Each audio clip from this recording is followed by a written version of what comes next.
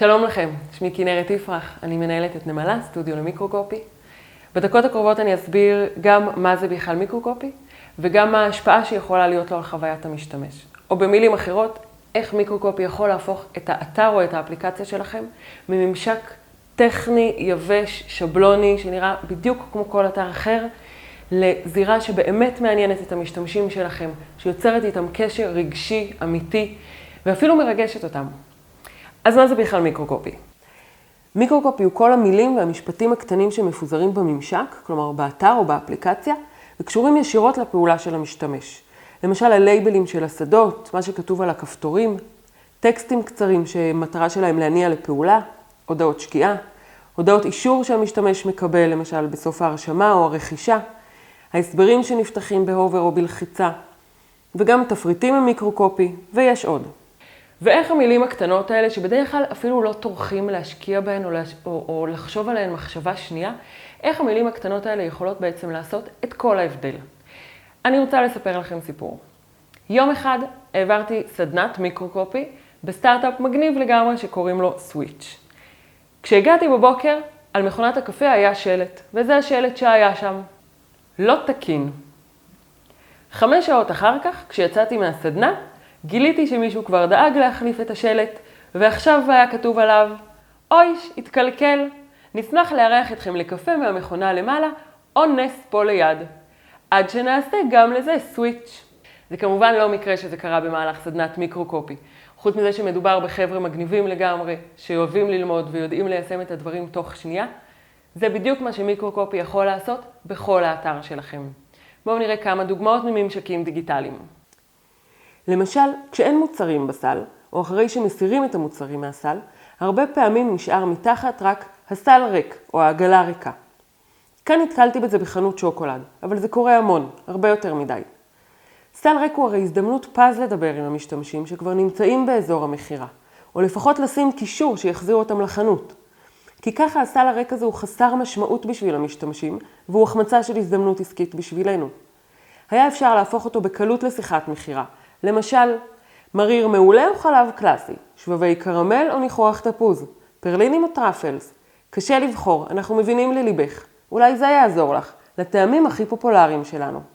או למבצעים שלנו, או לשוקולדים החדשים בחנות, העיקר שלא להשאיר את המשתמשים במבוי סתום. תמיד לדבר איתם, לפתוח להם דלת ולקחת אותם צעד אחד קדימה. עוד דוגמה, כניסת משתמש רשום.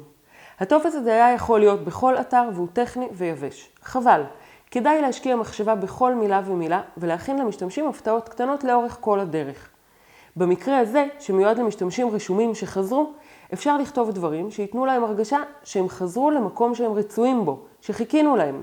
למשל, נרשמתם כבר? תרגישו בבית. או תודה שחזרתם, גם אנחנו אוהבים אתכם.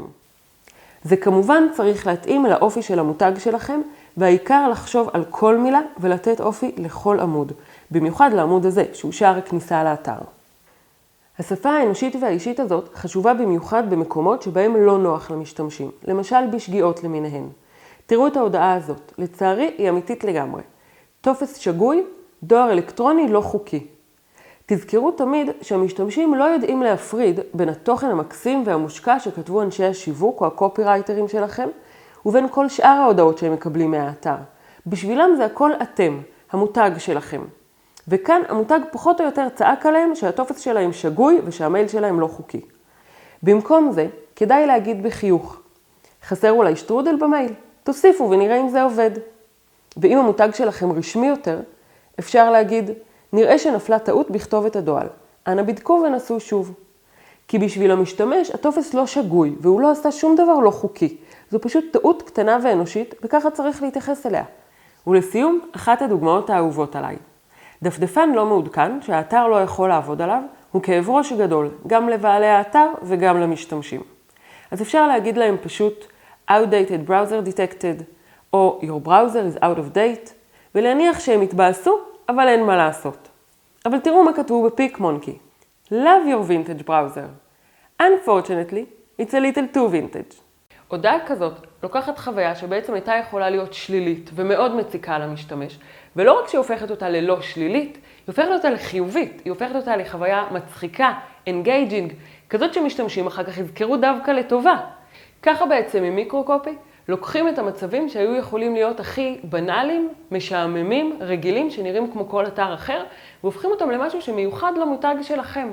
משהו שהוא עם אנושיות, הדדיות, מחוייך מאוד, שהמשתמשים זוכרים, משהו שהם יכולים לקחת איתם גם אחר כך, ושיגרום להם לחזור. כי אם יהיה להם טוב באתר שלכם, הם יחזרו. אתם יכולים להיות בטוחים. זהו, זה מיקרו-קופי וחוויית משתמש.